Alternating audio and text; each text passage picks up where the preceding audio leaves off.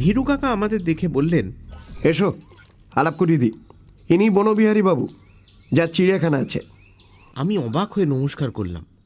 ইনি সেই লোক, প্রায় 6 ফুট লম্বা, ফর্সা রং, সরু গোঁফ, ছুঁচলো দাড়ি, চোখে সোনার চশমা, সব মিলিয়ে চেহারাটা বেশ চোখে পড়ার মতো।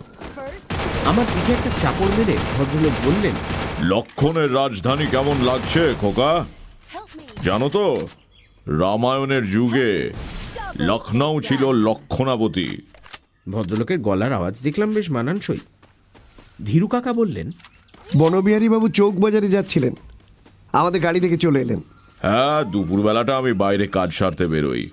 সকাল সন্ধে আমার জানোয়ারগুলোর পেছনে অনেকটা সময় চলে যায়। আমরা ভাবছিলাম দলে বলে একবার আপনার ওখানে ধাওয়া করব, এদের খুব শখ একবার আপনার চিড়িয়াখানাটা দেখা। বেশ তো, এনি ডে, আজই আসুন না। আমি তো কেউ এলে খুশি হই, তবে অনেকেই দেখেছি ভয়েই আসতে চায় না। তাদের ধারণা আমার খাঁচা বুঝি জু গার্ডেনের খাঁচার মতো অত মজবুত নয়। তাই যদি হবে তো আমি আছি কি করে? হ্যাঁ, এ কথায় ফেলুদা ছাড়া আমরা সকলেই হাসলাম। ফেলুদা আমার দিকে সামান্য ঝুঁকে পড়ে চাপা গলায় বলল, জানোয়ারের গন্ধ ঢাকার জন্য কোষে আতর মেখেছে। স্ট্যান্ডার্ড গাড়িটা দেখলাম বনবিহারী বাবুর নয়, কারণ তিনি তার পাশে একটা নীল অ্যাম্বাসেডর গাড়ি থেকে তার ড্রাইভারকে ডেকে তার হাতে দুটো চিঠি দিয়ে বললেন ডাকবাক্সে ফেলে দিয়ে আসতে। তারপর আমাদের দিকে ফিরে বললেন, আপনারা ইমামবাড়া দেখবেন তো? তারপরই না হয় সোজা চলে যাব আমার ওখানে। তাহলে আপনিও ভেতরে আসছেন আমাদের সঙ্গে? চলুন না, নবাবের কীর্তিটা দেখে নেওয়া যাবে। সেই 63-তে গিয়েছিলাম লখনৌতে আসার 2 দিন বাদেই, তারপর আর যাওয়া হয়নি। গেট দিয়ে ঢুকে একটা বিরাট চত্বরের উপর দিয়ে প্রাসাদের দিকে হাঁটতে হাঁটতে বনবিহারী বাবু বললেন, 200 বছর আগে নবাব আসাফুদ্দৌলা তৈরি করেছিলেন এই প্রাসাদ। ভেবেছিলেন আগ্রা দিল্লিকে টেক্কা দেবেন। ভারতবর্ষের সেরা প্রাসাদ কর্নেওয়ালাদের নিয়ে একটা কম্পিটিশন করলেন। তারা সব নকশা পাঠালো, তার মধ্যে বেস্ট নকশা বেছে নিয়ে হলো এই ইমামবাড়া। বাহারের দিক দিয়ে মোগল প্রাসাদের সঙ্গে কোনো তুলনা হয় না, তবে সাইজের দিক থেকে একেবারে নাম্বার 1। এত বড় দরবার ঘর পৃথিবীর কোনো প্রাসাদে নেই।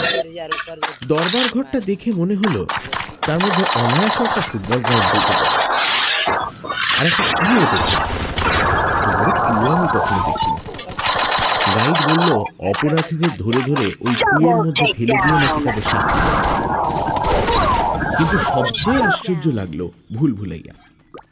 এদিক ওদিক এঁকে বেঁকে সুড়ঙ্গ চলে গেছে। সেগুলো এমন কায়দায় তৈরি যে যতবারই এক একটা মোড় ঘুরছি ততবারই মনে হচ্ছে যেন যেখানে ছিলাম সেখানেই ফিরে এলাম। একটা গলির সঙ্গে আরেকটা গলির কোনো তফাৎ নেই।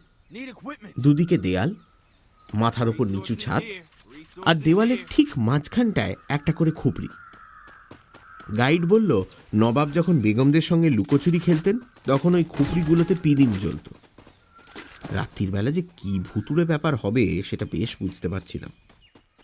ফেলুদা যে কেন বারবার পিছিয়ে পড়ছিল আর দেওয়ালের এত কাছ দিয়ে হাঁটছিল সেটা বুঝতেই পারছিলাম না। আমিও গোলক ধাঁধাটা দেখতে দেখতে আর তার মধ্যে লুকোচুরি খেলার কথা ভাবতে ভাবতে এত মশগুল হয়ে গিয়েছিলাম যে ওর বিষয় খেয়ালই ছিল না। এর মধ্যে হঠাৎ বাবা বলে উঠলেন, আরে ফেলু কোথায় গেল? সত্যি তো, পেছন ফিরে দেখি ফেলুদা নেই। আমার বুকের ভেতরটা ঢিপ করে উঠল। তারপর ফেলু, ফেলু বলে বাবা দুবার ডাক দিতেই ও আমাদের পেছন দিকের একটা গলি দিয়ে বেরিয়ে এলো। বলল, অত তাড়াতাড়ি হাঁটলে গোলকধাঁধার প্ল্যানটা ঠিক মাথায় তুলে নিতে পারবো না। গোলকধাঁধার শেষ গলিটার শেষে যে দরজা আছে সেটা দিয়ে বেরোলেই ইমামবাড়ার বিরাট ছাতে গিয়ে পড়তে হয়। গিয়ে দেখি সেখান থেকে প্রায় সমস্ত লখনৌ শহরটাই দেখা যায়। আমরা ছাড়াও ছাতে কয়েকজন লোক ছিল। তাদের মধ্যে একজন অল্প বয়সী ভদ্রলোক ধীরু কাকাকে দেখে হেসে এগিয়ে। ধীরু কাকা বললেন, আরে মহাবীর যে, কবে এলে? ভদ্রলোককে দেখলে যদিও বাঙালি মনে হয় না, তবু তিনি বেশ পরিষ্কার বাংলায় বললেন, 3 দিন হলো। এই সময়টা আমি প্রতি বছরই আসি, দিওয়ালিটা সেরে ফিরে যাই। এবারে দুজন বন্ধু আছেন, তাদের লখনৌ শহরটা ঘুরে দেখাচ্ছি আর কি। ধীরু কাকা বললেন। ইনি পিয়ারিলালের ছেলে, বোম্বাইতে অভিনয় করছেন। মহাবীর দেখলাম বনবিহারী বাবুর দিকে কি রকম যেন অবাক হয়ে দেখছেন, যেন ওকে আগে দেখেছেন, কিন্তু কোথায় সেটা মনে করতে পারছেন না। বনবিহারী বাবু বললেন, চেনা চেনা মনে হচ্ছে কি? হ্যাঁ, কিন্তু কোথায় দেখেছি বলুন তো? তোমার স্বর্গত পিতার সঙ্গে একবার আলাপ হয়েছিল বটে, কিন্তু তুমি তো তখন এখানে ছিলে না। মহাবীর যেন একটু অপ্রস্তুত হয়েই বলল, ওহো, তাহলে বোধহয় আমি ভুল করছি। আচ্ছা, আসি তাহলে। মহাবীর নমস্কার করে চলে গেল। ভদ্রলোকের বয়স হয়তো ফেলুদার চেয়েও কিছুটা কম, আর চেহারা বেশ সুন্দর আর শক্ত। মনে হলো নিশ্চয়ই এক্সারসাইজ করেন কিংবা খেলাধুলা করেন। বনবিহারী বাবু বললেন, আমার মনে হয় এবার আমার ওখানে গিয়ে পড়তে পারলে ভালোই হয়। জানোয়ারগুলো যদি দেখতেই হয় তাহলে আলো থাকতে থাকতে দেখাই ভালো। খাঁচাগুলোতে আলোর ব্যবস্থা এখনো করে উঠতে পারিনি। আমরা গাইডকে বকশিস দিয়ে ছাদ থেকে সোজা সিঁড়ি দিয়ে একদম নিচে নেমলাম।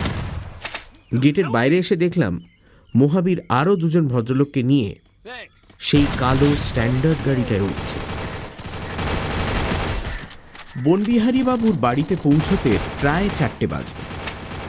বাইরে থেকে বোঝার কোনো উপায় নেই যে ভেতরে একটা চিড়িয়াখানা আছে, কারণ যা আছে তা বাড়ির পিছন দিকে। মিউটিনিরও প্রায় 30 বছর আগে এক ধনী মুসলমান সওদাগর এ বাড়ি তৈরি করেছিলেন। আমি বাড়িটা কিনি এক সাহেবের কাছ থেকে। দেখেই বোঝা